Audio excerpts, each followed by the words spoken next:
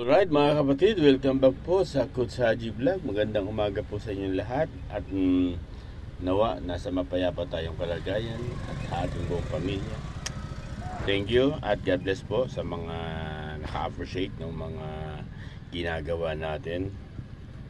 Buong puso po ako nagpapasalamat at na-appreciate ko po yun sa mga kung ano man ang mayroong kultura po kayo sa pagkakataong ito. Kung gabi, magandang gabi po.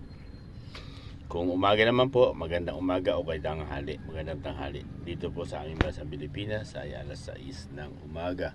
Dito po tayo sa kalapit kuan. Meron lang, patingnan ko lang sa iyo. Ayan po. Ayan. Isang mini park na kuan na pwedeng pag-istambayan, pag-aakuan. Mga bata matanda nagkakaroon ng konting banding dito. Okay. Sa mga hindi pa po nagsusubscribe, subscribe na po. Beke naman. Kung mabigat naman po ang subscription, kahit na po yung like na lang, ay masaya na po ako dun. Buong puso na po ako nagpapasalamat sa inyong lahat. At God bless po, inuulit ko po, God bless po. Ang tatalakayin natin mga kapatid sa umagang ito ay sa pagkakataon ito, bigyan natin ng reaction at opinion yung kaganapan doon sa FreshCon ng ating Vice President, VP Sara, regarding doon sa mga kan. Nanood muna tayo kasi yun naman talaga. Kailangan panoorin muna natin ang detalye o anong mga kan para hindi tayo masabihan na gawa-gawa. At least na ipalabas na yan sa mga ganyan. Bagamat late pero mayroon pa naman tayong pagkakataon na makisimpatiya sa kanya o magkaroon ng konting reaction at opinion regarding sa kanyang ginawang FreshCon last 2 days ata. Tama, nakarang hapon lang po yun. Yung regarding doon sa luggage, di ba? At saka doon sa yun ang pag-usapan, ibigyan natin ng konting ng reaction yun. Tapos yung paghuhukay sa Marcos Sr. Medyo nakakatawa. Tingnan lang natin. Sige, okay. Yung sinabi niya paghuhukay, nahuhukay ko. Pag di kayo tumigil sa kaka-atake o paninira o ano pa mang bagay na tungkol sa akin, hukayin ko yung tatay nyo at tatapon natin sa West Philippine Sea. Nakakatuwa na makikita mo yung kasi kumbaga bagamat sabi niya iba nibiro o masamang pakinggan o ano pa man bilang mga Pilipino, di ba? Baka nagbibiro lang, hindi, pero parang seryoso ang VP Sara tungkol doon. Parang di parang tingin ko sa opinion ko lang, parang hindi siya nagbibiro, di ba? Dahil unang-una na ako kumbaga napuno na, di ba? Napuno na ang VP Sara tungkol doon, kaya siguro nawika niya yun. At marami may na-screenshot naman daw sa group chat nila na gano'n ang nasabi niya. At ito'y isinabi niya kay Senador Amy Marcos. Si VP Sara kapag nagsalita siya, di ba? May mga patibay, may mga katibayan regarding dyan tungkol dyan sa yung dahil sa walang tigil at walang humpay na pag-aatake sa kanya din na almost kumbaga wala namang ground regarding sa impeachment, parang gano'n, di ba? Ginagawa ng issue sila, namiminuit sila ng mga pero si VP Sara may mga tinatawag na may mga prueba, di ba? Tapos bukod doon, yun, tingnan natin yung reaction na natin yun. Bakit nga ba ganun ang nasabi niya? Na itatapon o hukayin. Ang akala nila siguro nagbibiro. Hindi po, siguro tingin ko hindi nagbibiro ang VP Sara. Hindi po siya nagbibiro. Parang gagawin niya. Kaya nga sabi nga, di ba, nung nakarang araw, base ito sa mga naglalabasa ng ibang mga news o sa mga vloggers na malalaki, medyo mahigpit na daw dyan sa libingin ng mga bayani. Diba?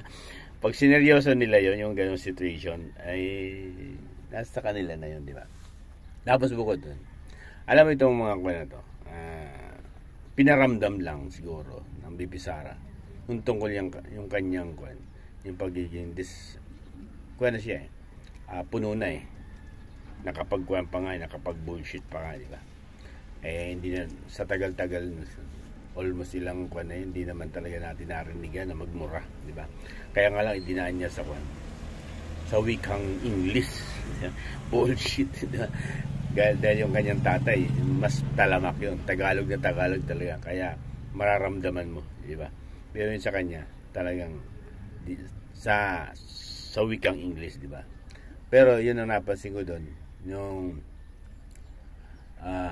hindi sa kuwan, kumbaga, kasi ipinupunto niya doon yung nabudol daw si BBM ni BP Sara. Yan, di ba? Nabudol. Pero tingnan natin mga kapatid, paano nabudol, di ba? Paano nabudol yung ganung sitwasyon una-una. Sino ba yung lumapit, di ba? Kay BP Sara tungkol sa pagiging vice presidente. Tapos kung nabudol siya, dapat yung pagtatalaga, di ba? Ngayon lang natin nalaman, di ba, na yung pagiging DND pala, inialok sa kanya yan, di ba? Inialok sa kanya yung DND department, di ba? Defense. Pero dahil sa hindi siya, kasi mabigat yun. Pag DND ka, lahat ng halos military, di ba? Hawak niya yan. Under ng DND yan. Kung siya may mga plano na mga bagay na para maukupan niya o makuha niya yung kasandatahang lakas, di ba? Pero hindi. Nakita natin doon yung hindi siya gahama o di siya tinatawag na wala siyang plan regarding doon sa mga bagay na para sa, kasi unit team nga, di ba? Wala siyang plan sa mga bagay na kung ano pa mang plano sa administrasyon, kasi nga kung sa DND napakadali, di ba? Kung siya gusto niyang gano'n, pero yun nga, kaya sabi niya, paano ko siyang nabudol? Tapos unang-una, hindi ako lumapit sa kanila, yung magkapatid mismo ang lumapit sa kanila dahil sa kanyang mga kasunduan o mga kanilang mga pag-usapan ng continuity, yung mga project ng build yan program, tapos mga big project na yan. Kaya yun yung ipinakiusap niya o yung sinabi niya na ganun, kaya siya napapayag na maging vice presidente. Pero at totoo nga, di ba, ayaw niya nga maging presidente, samantalang napakatas ng survey niya noon, ayaw niya. Tapos nung sinabing mag-vice presidente, ayaw niya rin, di ba? Ayaw niya talaga. Gusto niya maging mayor lang ng Davao, di ba? Pero paano mo masasabi na budol siya, di ba? Na nabudol si BBM. Yun nga, di ba? Ni yung vice presidente niya, ayaw niya. Na-convince lang siya na maging vice president dahil doon sa mga napag-usapan na ipagpapatuloy o itutuloy yung mga project, mga big project na infra, di ba? Ipagpapatuloy ng administration. Kaya napapayag siya yung mga malalaking project na ginawa ng tatay niya, Vice President Digong, di ba? Gusto niyang maipagpatuloy yun para sa kapakanan ng sambayan ng Pilipino, di ba? Pero nawala na po lahat yun, di ba? Tapos bukod dun, nakulapulan po kasi ng politika talaga yung kanilang pagsasama. Naging kumbaga, isa pa, may mga bagay na sila yung interest, di ba? Bakit nga ba kinukuha si BP Sara? Walang tigil at walang humpay na paninira o atake, kasi nga threat sa kanila sa 2028. Yun, threat sa kanila yun. Pero ang BP Sara, di ba, cool na cool lang. Kumbaga, bakit inaatake? Kasi gusto nga, di ba, ni Tambaluslos. Ba sinabi niya doon sa press conference, gustong maging presidente ni Tambaluslos, di ba? Kaya ganun. Lahat ng bagay na ginagawa ay para doon, para masira lang yung Duterte. Lalong higit ang BP Sara, sirain para nga doon sa sarili lang interest. Yung pagiging di ba, personal interest nila, na sila na lang ang manatili o di kaya maging successor, ang magiging successor ng admin na to si Tambaluslos, di ba? Yun yung mga plano Pero kung titingnan mo mabuti, di ba? Nakuan lang siya, na-influensyahan lang talaga ng kanyang nakapaligid sa kanya ni BBM. Kung sa mabait talaga siya di ba? Kaso nga lang, yung kung anong sinasabi, hindi naman lumilitaw doon sa kanilang karakter, di ba? Yung pagiging karakter na taliwas doon sa mga sinasabi, mayroong kwan may itinatago, parang tingin ko lang, obserbasyon ko lang, pinakikitaan ka na maayos, pero sa isang parte inaatake ka naman sa bandang likod, di ba? Ganun ang yun ang basa ko doon, di ba? Tapos yung mga bagay na ganyan ginawa, ang hirap ang hirap. Dahil unang-una, okay, sandali lang. May dumaan ako, malakas ang tambutso. Ito, di malakas. Ito, sana huwag lumakas ng todo. Mamaya ka siya lumakas. Doon na siya lumakas. Okay mga kapatid, tuloy natin.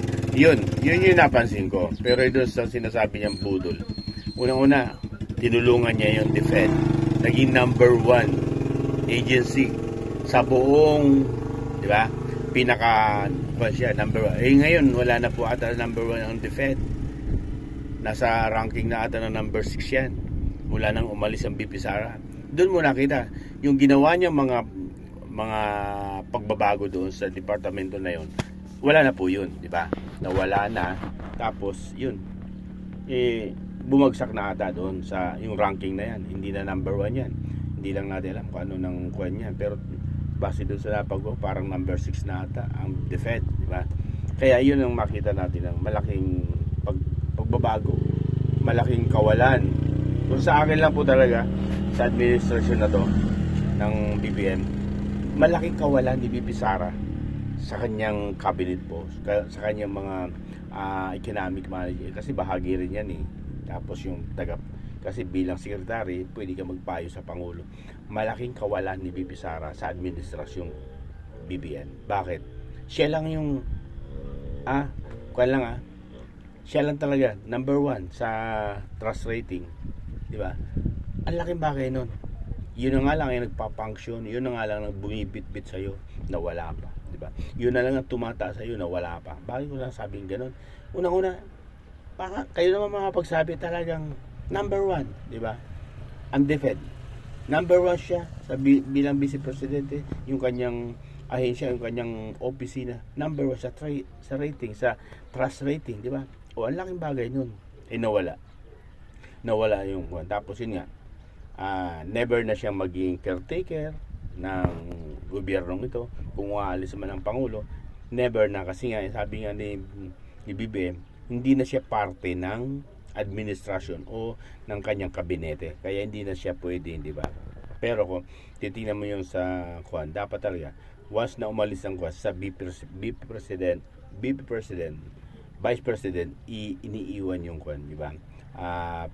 Pagiging caretaker pag aalis ang Pangulo. Pero dahil sa ayaw niya, nagkaroon na ng talagang hiwalayan, lamat, yun, hindi na siya magiging caretaker. At yun naman, tingin ko naman, hindi naman niya kinapagdamdam. Bakit?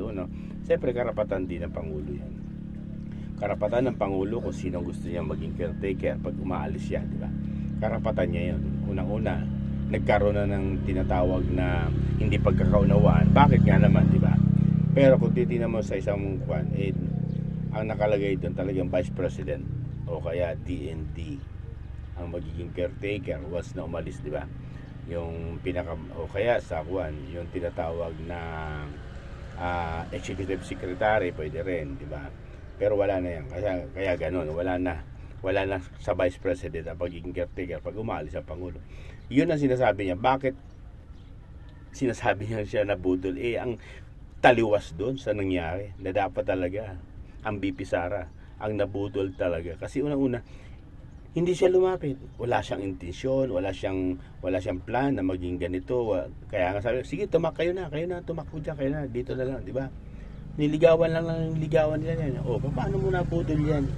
Tapos, yung part na ginawa niya bilang kabinete, naiaayos niya. Paano ka nabudol dyan? Yung tinatanong niya, di ba? Kaya mabigat yun. Ang nakakalungkot lang mga kapatid, yung paghihiwalay ng presidente at ng vice president, hindi naman po ito magiging epekto sa kanila eh. Ang epekto ito sa sambayan ng Pilipino. Pero bakit kailangan humiwalay ng BP Sara? Kasi unang-una, wala siyang nakitang pagdepensa ng Pangulo tungkol sa mga atake na ginagawa ni Tamba, ng mga bataan ni Tamba, ng mga crocodile crooks diyan sa House of Representatives. Wala kang nung medyo active pa yung naalala ko nung magpa-file ng impeachment, di ba? Kinuha niya na wag impeach. Pero yun lang ay isa sa mga narinig ko. Pero time na kumalas na siya o nung time na talagang nananahimik, wala naman nga kinuha eh. Pero wala siyang, lalo sa confidential, wala siyang narinig sa presidente na para naman sa kanyang presidente, vice president, ay may pagkuhan niya. I-depensa, wala. Di ba? ICC, di ba? Yung mga makabayan black na, yung mga di ba? Mga kalagwa diyan sa nakaupo diyan. Inatake. Pero may narinig ka ba, di ba? Kasi nga ibahagi ng mga plano, di ba? Mga plano na Tamba, di ba? Na atakihin kasi nga may personal interest si Tamba na maging presidente. Gusto maging presidente. Kaya lahat ng batikos, lahat ng mga gustong ibato, ibinabato. Ang hindi lang maganda at hindi lang, kumbaga, nahihirapan silang batuhin dahil hanggat binabato nila, lalong nauunawa ng mga tao. Nakikita nila na may talagang personal interest. Dahil unang-una, anong ground? Anong mga paglabag? Anong mga ibabato nila? Wala talaga silang maibato. Kaya hirap nga sila mag-impeachment. Mag-file ng impeachment kasi unang-una, anong ground? Di ba? Hindi naman pinanganak ng mga kailan lang yung mga Pilipino. Siyempre alam din nila kung anong mga ground ng impeachment, di ba? Impeachable ba yung mga ganong kaso na hindi lang nag-oath, impeach na kasi nagalit daw sila? Napakalayo. May mga basihan yan, may mga kwan yan kung paano impeach ang isang namumuno sa isang ahis katulad nung sa vice president, di ba? Kailangan may ground na mabigat para ma-impeach mo yun. Pero wala silang makitang kaso kasi hirap kayo sila. Kaya ang ginagawa nila, di ba? Yun. Yung confidential pa, yun. Kinuha nila yan. Kinukulkil nila yan. Para nga, di ba? Tapos mga tanong kasi nga, naghahanap sila, namiminwit sila ng ebidensya. Kung ano man masabi ni BP Sara, malay mo nga na magkamali o nadula sa isang parte ng pagsasalita. Yun na yung hahawakan nila o magiging ground ng impeach nila. At saka isa pa mga kapatid, walang kahirap-hirap talaga yan. Kasi hawak ni Tamba yung Congress eh. Walang kahirap-hirap. May impeach talaga yan si BP Sara. 100% impeach talaga siya. Bakit? Lahat bataan Tamba yan eh. Mga alagad din Tamba yan eh. Pero bakit sila nahihirapan mag-file ng impeachment? Kasi unang-una, yun nga, anong ground? Ang tanong, anong ground? Diba? Anong ground na ipapasa mo? Anong bawat kung ipapasa mo dyan? Mga haka-haka lang? Hindi pwede yan. Kailangan yan. Kailangan talagang dokumentado na ganito yung, di ba? Diba? Ganun. Kaya nahihirapan sila. Pero kung ang tanong ma-impeach ba siya? Ma-impeach siya. Bakit? Lahat yan Diba? Lahat yan dyan sa house dyan, nasa 99% o 98% hawak ni Tamba. Talaga walang kahirap-hirap yan. Impeach talaga siya. Pero, yun nga, hindi nila magawa. Bakit? May bala rin si BP Sara. Ewan ko kung anong ibig niya sabihin. Yun, ituloy na natin doon kay Martin Romualdez yung sa luggage, di ba? Okada ba yun? Yung Okada, di ba? Luggage na nagkaroon ng tinatawag na bribery, di ba? Nabanggit niya rin yan. Nakakahiya, di ba? Yung Okada na yan. Masalimuot yan, yung Okada na yan. Maraming mga detalye dyan na dapat erase out. Pero, magagawa lang niya ng mga talagang magagaling expert, magagaling sa usapin na yan. Pero, may desisyon, nakita, na-trace, tapos nagkaroon ng news yan sa Japan na ganito, na talagang, kumbaga, inimpluwensyahan yung Supreme Court base doon sa nilabas ni Sasa na impluwensya ni Martin Romualdez yung para maibalik sa Tiger, di ba? Kasi nasa 26 kon siya company ng US humahawak ng Okada, and then napunta na sa sa Tiger, di ba? Masalimot na usapin yan. Pero ito ang ating dapat nakikita. Lumabas sa news yan, international news yan. At may decision sa Amerika yan na totoo, di ba? Yung mga decision yan. Ang pinalalabas ng Sapago na talagang ang mahirap diyan kung may video nga doon sa pagdadala o may bit-bit na luggage, di ba? Iyan ang mabigat yan. Kung nakita paano dinala yung luggage na yan, kung mismo si Martin Romualdez ang may 1,000 doon siya, mabigat yan, di ba? Pero dahil sa may decision na nga yan, yung sa Amerika, baka nga mayroon, baka yun nga yung bala ni BP Sara laban kay Martin Romualdez. Kaya hinay-hinay mga kapatid, kung sakasakali na magkaroon ng impeachment, ilalabas niya siguro ganyan. Opinion ko lang po yun. Kaya mabigat din yung mga ganyang bagay. Kanyan labanan ng tinatawag na taktika, labanan ng mga tinatawag na ng mga paano mo galawin, paano mo labanan yan. Kaya yan, nakakalungkot nga lang yun nga. Sa side natin, nagbabanggaan sila, nag-uumpugan na dapat nagsasama sa kapakanan ng sambayan ng Pilipino. Pero naiintindihan natin ang bawat isa, panig nila sa KBBM, sa panig ni BP Sara. Naunawa ako, naiintindihan ko bakit hindi na talaga, wala nang sustansya ang pagsasama. Ba't kailangan pang ipilit, di ba? Ganun lang naman di ba? Ba't kailangan ipilit pa? Kung hindi na nagkakasundo sa mga pulisiya, di ba? Hindi na nagkakaroon ng magandang pag-uusap, ipipilit mo pa ba yun? Hindi na, di ba? Mawawalan lang naman ang pag nagsasalubong, magkakairapan na. Talagang dapat talaga magkaroon na sila ng separate ng pagpapatakbo. Bilang presidente, diyan ka na lang. Bilang vice president, diyan na lang. Di ba? Yun lang ang nakakalungkot kasi ang naaapektuhan yung sambayan ng Pilipino. Yun lang mabigat doon, na dapat nagkakasundo yung mga nangunguna. Pero dahil sa politika, yun ang matindi dyan. Dahil sa politika, gagawin ang lahat para lang siraan yung isang salin, siraan yung ganito, di ba?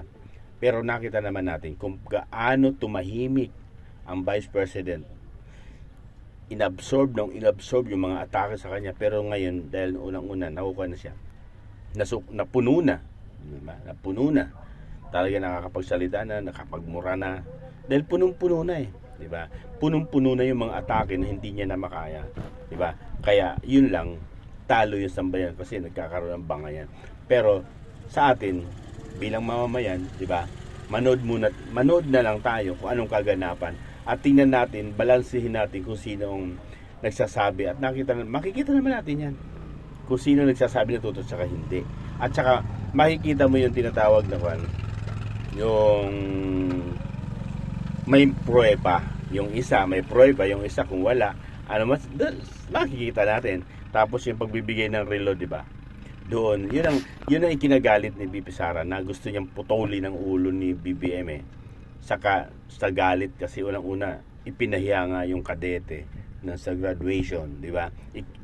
Ipinahiya pati yung katabi niya, tumawa din, tinawanan yung inihingi nga po yung relo ni BBM. Siguro sa akin, sa side ko yun, kung ako man ang maging kuwan yun, sige, sabi gano'n, parang kung hindi niya man kaya ibigay yung suot niya ngayon. Kaya ito yung yung mga bagay na hindi na briefing nung sa DND at saka yung sa Armed Forces of the Philippines, pinaka-chief of staff ng Armed Forces, mga nakakapaligid sa kanya na mga general o mga opisyal ng Sandatahang Lakas.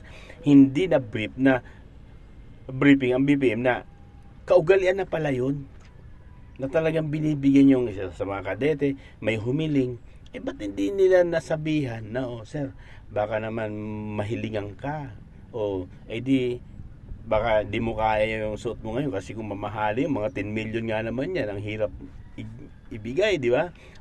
Baka mayroon ka dyan na nagkakahalaga ng mga 200 to 300,000 na relo ganyan. Yun na muna isuot mo. And then, para pag may nag-request o humiling sa'yo, ibibigay mo na maluwag.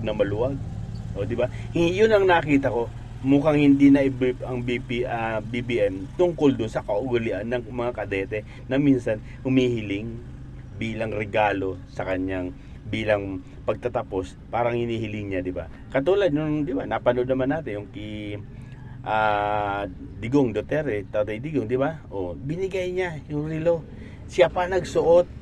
Ayun pala, base doon sa atin na mga kwan, isa sa mga naging kaugalian na pala yan ng kwan, Military Academy, na kapag yung kwan, hinihilingan bilang sa graduation, pagtatapos, yun nga, kaso nga, ipinahiya lang ni BBM, di ba? Yung bata na humihingi na kung pwedeng mahingi niya yung relo, di ba? Siguro, ang napansin ko doon at nakita ko doon, malamang yung relo niya, yun yung relo na mamahalin, di ba? Yung relo mga worth of 10 million siguro, 7 to 10 million ng relo na yan. Talagang mabigat ipagkaloob yung relo na yun. Kasi, siyempre, mahal nun. Pero hindi niya napansin na yung sundalo na yun ay magiging bahagi kung paano ipagtanggol. Kaya ngayon nga, mga kapatid, hindi niya na-briefing ng mga nakapaligid sa kanya, mga bataan niya, ng mga opisyal ng Sandatahang Lakas, na minsan nangyayari yun. O sir, baka naman makukan, suotan mo na muna ng medyo dyan, yung bagamat, wag naman yung, di ba, mga nagkakalaga ng 100,000, 150,000, ganyan. Yung mga rilong ganyan, no, 200,000, o para maluwag sa kaloob, di ba? Kasi kasiyahan ng mga ng kadete yun eh, na pag hiningi mo, sobrang saya kaya noon. Kapag naibigay ng presidente, sobrang saya ka noon, di ba? Tapos bukod doon, lagi mo siyang maaalala pag nakikita mo yung oras, maaalala mo si BBM. Yan ang hindi na pag na-briefing ang BBM tungkol doon sa mga kaugalian sa kadete. Kaya na masaya sana, di ba?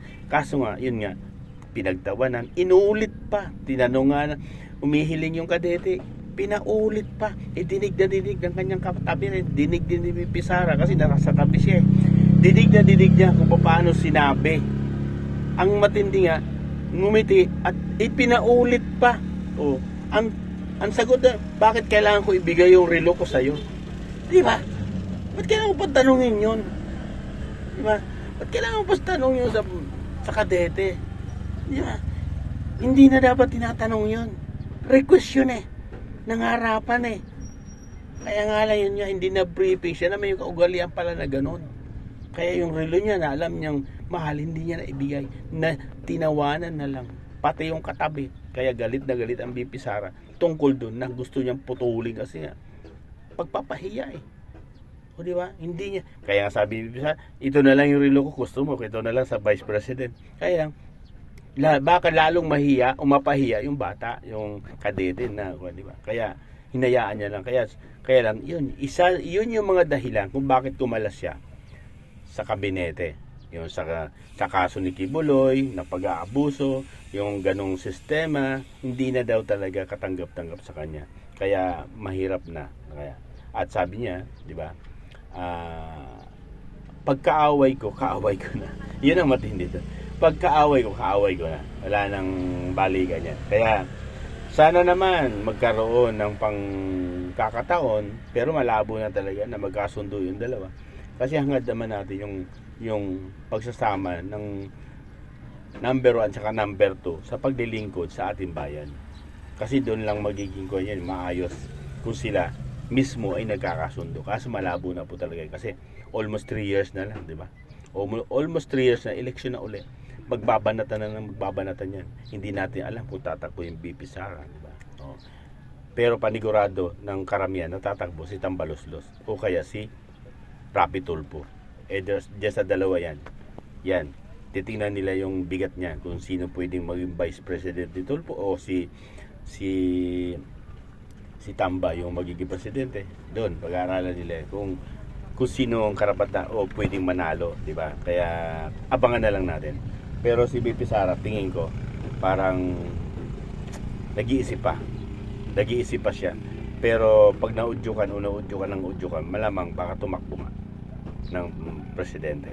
Kasi kaya naman. Tsaka sa mga survey naman, hindi mo kayang ilang paso. Kaya sa parting Mindanao at saka Bisaya na lang, di ba? Kakain sila ng alikabok dyan.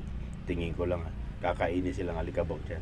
Eh kung sa pagkakataon isa pa siya sa mga napili ng INC, tingin ko runaway. Di ba? Talagang landslide yan, sigurado ko dyan. Landslide yan. Mahirapan silang humabol yan kay Bibi Sara. Yung sa ngayon kung sa ngayon ang gagawin ng kwan, mahirapan sila humabol.